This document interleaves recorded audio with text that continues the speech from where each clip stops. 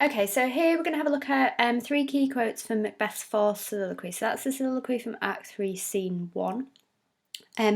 Here he's talking about his fears in Banquo, and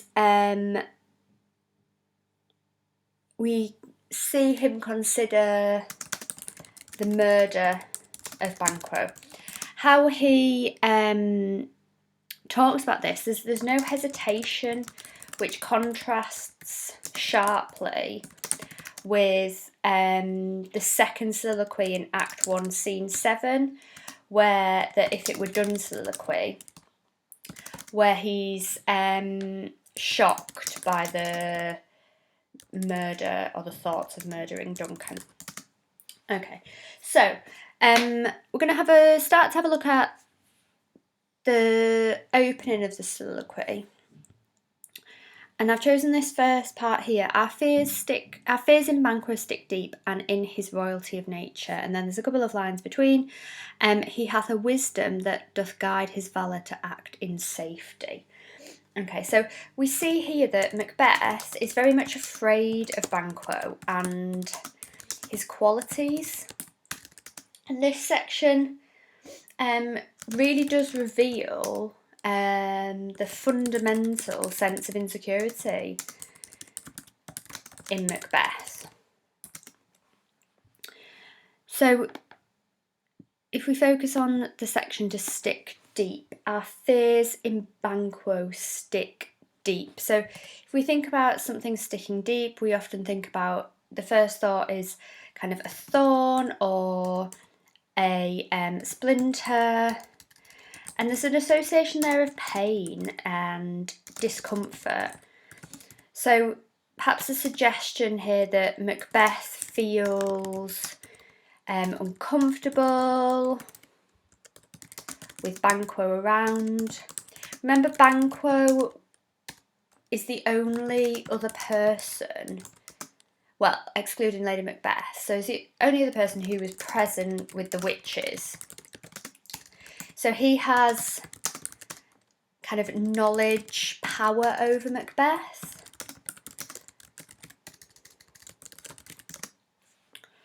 So that stick deep, that we could describe it as a metaphor.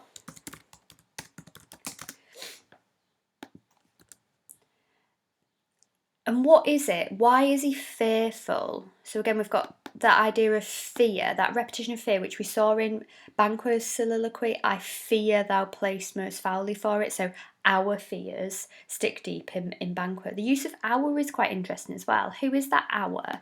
That pronoun. Is it the Macbeths?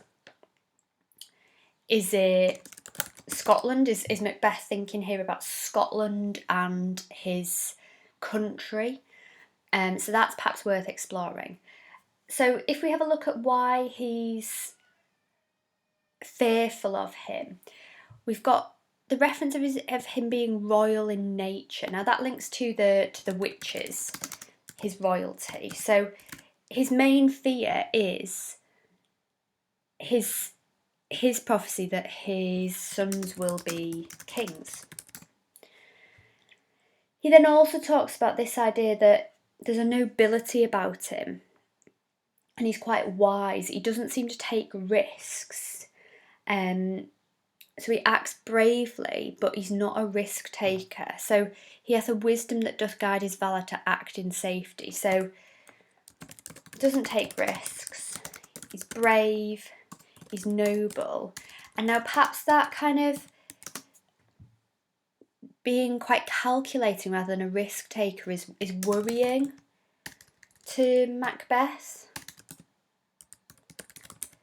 Is Banquo plotting? Is Banquo planning something which isn't him jumping in feet first? It's him carefully considering how he will deal with this situation. So we're then going to have a look at the section from the middle. Okay, so then prophet-like they hailed him father to a line of kings. Upon my head they placed a fruitless crown and put a barren sceptre in my gripe. So these two bits are particularly powerful, these two metaphors here. So what does this section say? Well, upon my head they place. So we can assume that the they is the witches. And it's referring to they have given Macbeth a crown he cannot pass on. Remember, he doesn't have children, unlike Banquo, whose prophecy was that his children would become king. So a fruitless crown. If we take the metaphor, so remember they're both metaphors, but if we take, so if something is fruitless, it's unproductive, it's useless. Think about a tree that doesn't, or a fruit tree that doesn't offer fruit. It's, I suppose, failed to achieve its desired effects. So at this point, Macbeth is king, yet he knows it's futile, it's pointless, because he cannot pass it on. So this idea of a crown being fruitless, that goes against everything that the chain of being and the divine right of kings state. The baron sceptre as well. So a sceptre is the ornamental staff that a monarch would have, like a big stick. And in my gripe just means in my clutch. So the fact that it's barren, again, similar word choice to being fruitless. It's unproductive, shows no results. So that's really interesting, because at this point we've got Macbeth, who has killed or committed regicide, but he's aware of the futility of it, the fact that actually it's useless because he won't be king. His heirs won't be king. So what does he see as the solution? Well, the solution is to kill Banquo. So is Banquo the only threat? No. But what does this start to tell us about Macbeth's mind?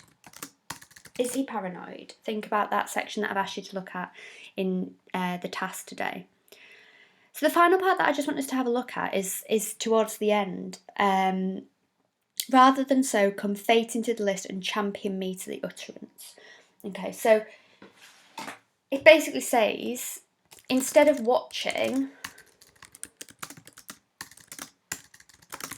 this happen, so Banquo's sons become kings,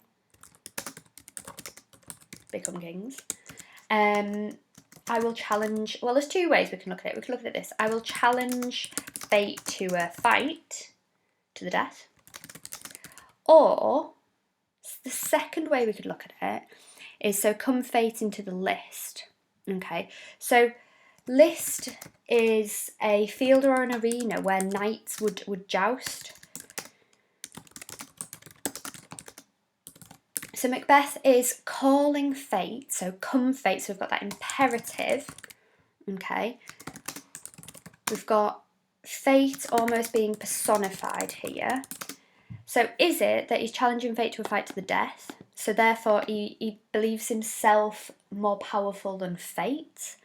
He doesn't, I suppose, link into the chain of being, he's even more powerful than God. So thinks he can overcome fate.